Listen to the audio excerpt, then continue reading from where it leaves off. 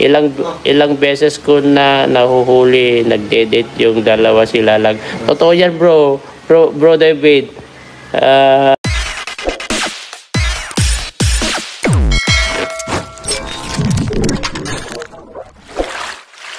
Okay guys, isang mapagpalang umaga, tanghali, gabi po sa inyo lahat. Sana po ang lahat po ay nasa mabuting kalagayan at ligtas po sa anumang kapahamakan. Sana po kayo dako ng mundo naroroon. Ako po muli ang inyong likod, Maestro 21 TV. At sa ating video ngayong araw na ito mga kalingap ay pag-usapan po nga natin itong bulong.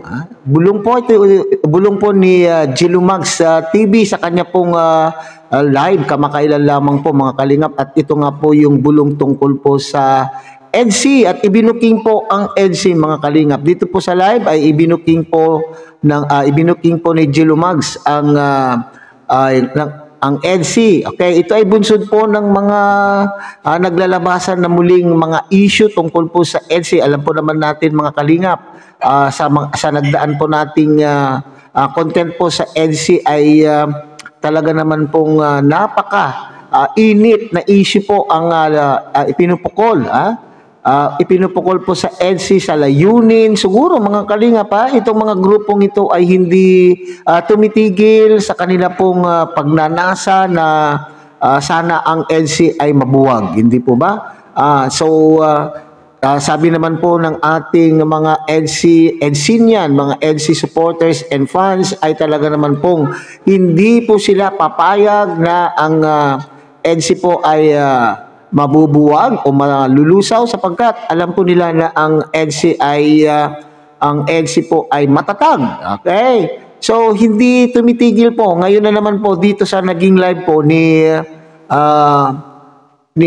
Jilumags TV mga kalingap ay talaga naman pong napabulong tuloy siya, sapagkat may mga nagko-comment na naman po doon tungkol po sa pagbuhay ng issue tungkol kay Mariel na hindi tumitigil po sa pagsisingit sa parating pagbubuhay po sa issue po tungkol po dito. So yan po yung ating pag-uusapan dito sa ating video ngayong araw na ito mga kalingap. Pero bago po yan, tayo muna po ay magbibigay pugay sa ama at founder po ng Kalingap, Kuya Bal Santos Matubang.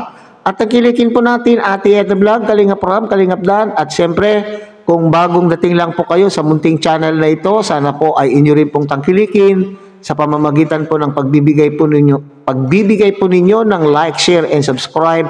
At tuloy pindutin na rin po ang notification bell, at ang sa ganon tayo pa rin po ay magkita-kita at magsama-sama sa susunod pa pong mga reaction videos na ating gagawin. Likewise, mega shoutout po sa ating mga kasamaan po dyan sa Karepa, Kalingap Reactor Partners, sa pamumuno po yan ng ating butihing presidente, Javier De Leon, aka Birador. Okay, so sa pagpapatuloy po natin mga kalingap, tayo muna ay sabay-sabay muna natin panuurin ang isang clip na nagmula po sa live po ni Jilumags TV. At ito nga po yung talaga naman pong isa na naman pong patunay kung sa mga nagdaan po natin content ay ito yung nagpapatotoo na talagang iba na po yung pakiramdam ng mag-love team. Pero ito na naman po ay isang testimonya, isang proof, isang ebidensya na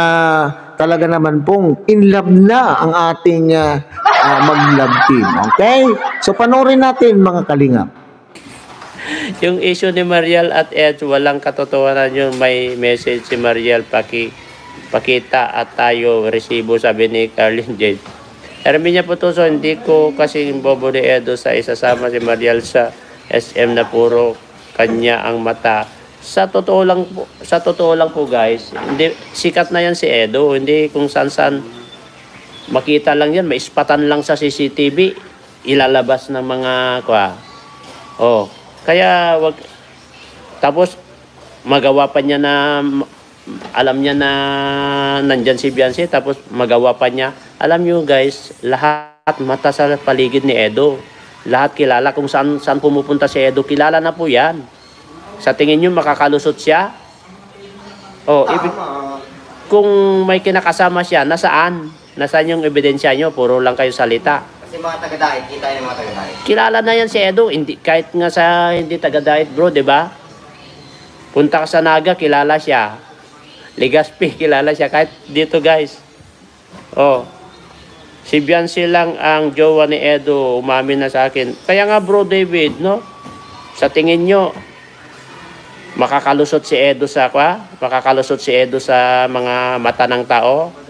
Diyos ko po, makita lang nila yung likod niya. May snapshot na yan. Ipopost na nila sa reels nila. O si Edo may kasama. Ganyan yan. Kaso wala kang may papakita eh. Kaya hindi rin basta-basta yan si Edo. Kasi alam niya na kilala siya. Anong gagawin niya? Kilala na sa buong mundo. Buong mundo na yan kasi kilala. Kahit sa mga ibang bansa, kilala na siya. Gagawin niya kaya yung ganyan na isip nyo? Wala.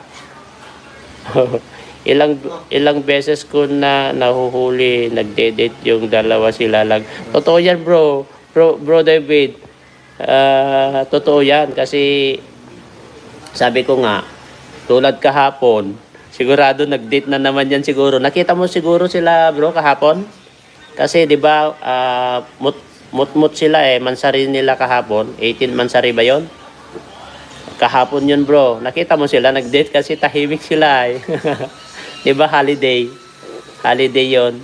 Alam ko ang laging tagpuan yung dalawa yan sa SM ay. Sa SM yan ang dalawang tagpuan yan. O, mauna ka na doon. So yan mga kalingap, ang naging pahayag o naging bulong, matinding bulong po ni Jilumags at isa na po riyan na nagpapatotoo kung ano na po ang status ng ang status po ng EDC. At isa na po yan nagpapatotoo mga kalingap ay itong si Kuya David Vlog o Kalingap David. Okay? So ang matinding bulong na ito mga kalingap ay ano? Ito na ba ay nagsasabi na ang prosesyon ay magtatapos sa simbahan?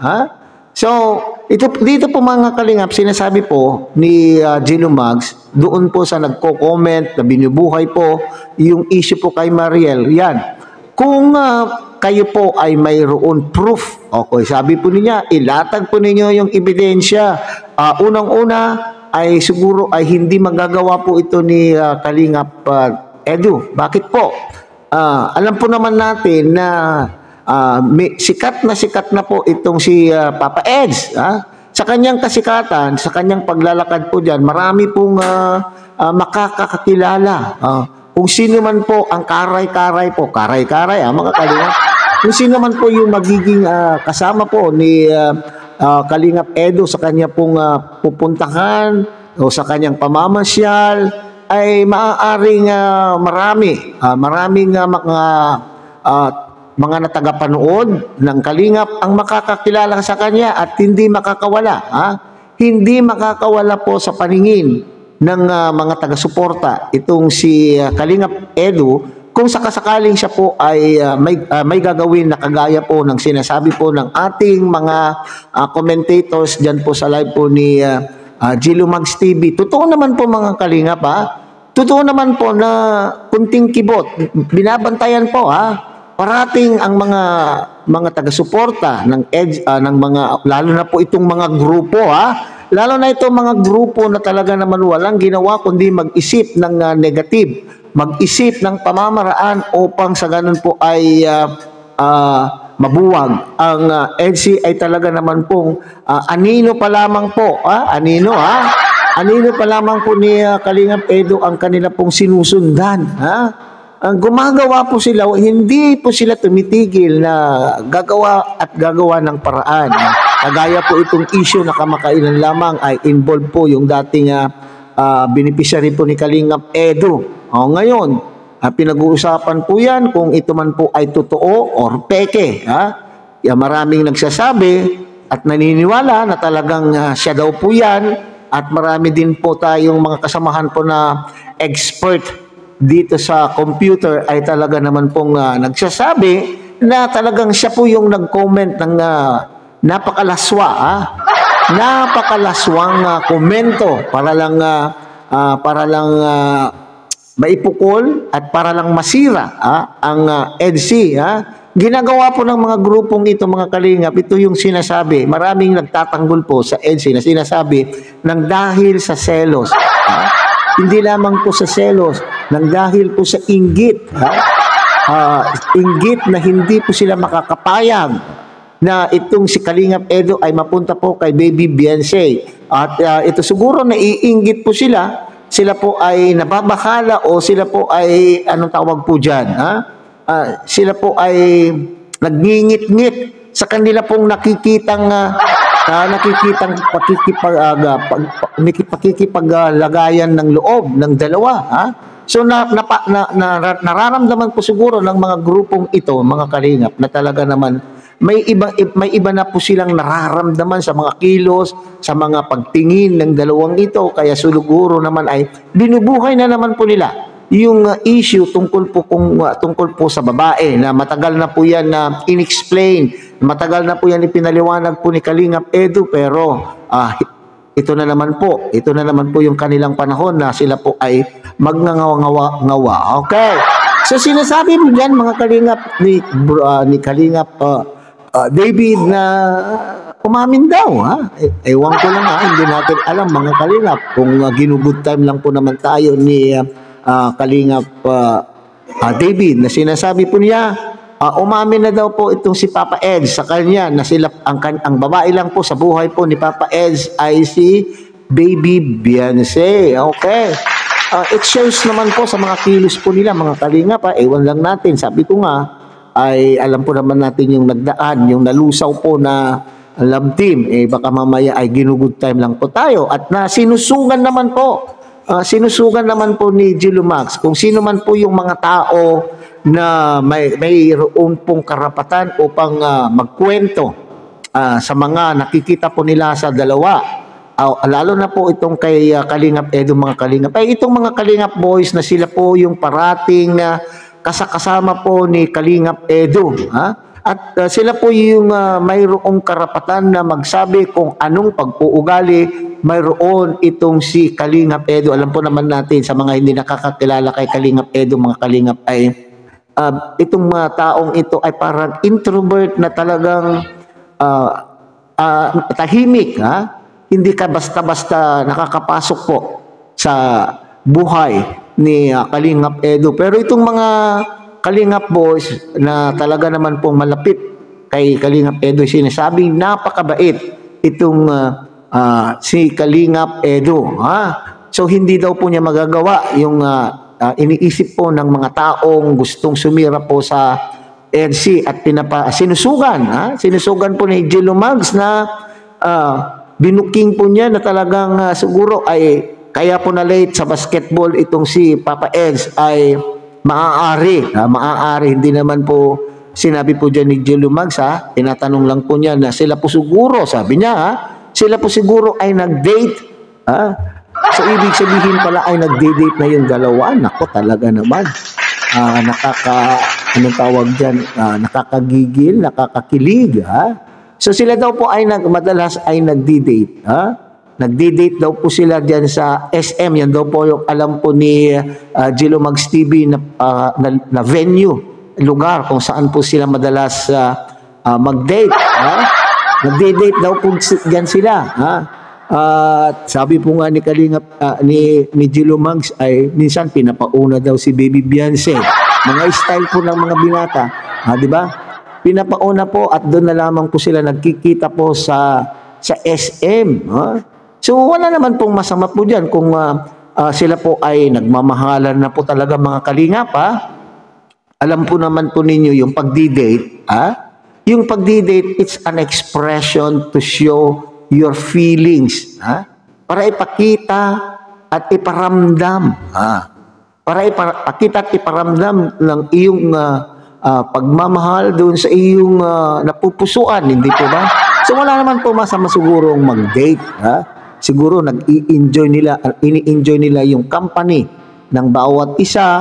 For as long siguro na hindi sila makakalimot, baka sila naman po ay lumampas doon sa boundaries. Pero alam ko, matured na po yung dalawa, lalo na po itong si Kalingap Edu at itong si Baby Beyonce. Sa edad po niya mga Kalingap ay kung mag-isip ay matured na matured at siguro ay hindi po nila makakalimutan, hindi na nila po siguro gagawin yung sila po ay lalampas sa boundaries, kasi alam po naman natin na may pangarap itong si Baby Beyonce sa kanyang sarili, at hindi lamang po sa kanyang sarili kundi sa kanya pong pamilya. Harinawa mga Kalingap, ha? Harinawa mga Kalingap na itong dalawa ay talagang doon na patutungo, at itong mga nagbulong po sa atin ay sana ay hindi tayo ginugutan lamang. Alam po naman natin yan. Marami po sa atin ay kumbinsido. Marami po sa mga EDSI followers, EDSI fans, supporters ay talaga naman pong kumbinsido na mayroon na pong naiiba sa pagtingin, sa pagtitinginan ng dalawa. Okay? So sana sa simbahan na po ang tuloy ng prosesyon. Okay? So hanggang dito na lamang po tayo mga Kalingap. Muli, tangkilikin po natin Kuya Bal Santos Matubang, at Ian Vlog, Kalingap Rob at Kalingap Dan. At muli, pinapakiusapan po kayo ng inyo pong lingkod na sana po ay inyo rin pong tangkilikin ang munting channel na ito sa pamamagitan po ng pagbibigay niyo po ng like, share, and subscribe. At tuloy, pindutin na rin po ang notification bell, at nang sa ganon, tayo pa rin po ay magkita-kita at magsama-sama sa susunod pa pong mga reaction videos na ating gagawin. Muli, isang mapagpalang umaga, tanghali, gabi po sa inyo lahat. Mabuhay po kayo at God bless everyone.